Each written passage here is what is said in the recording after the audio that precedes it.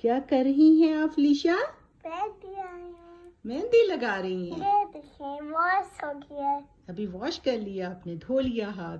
तो बेटा अब आपके हाथ खराब हो जाएंगे। आपने अपनी मामा को बताया है क्या मेहंदी लगा रही हैं? मेरी मम्मा ही आई है।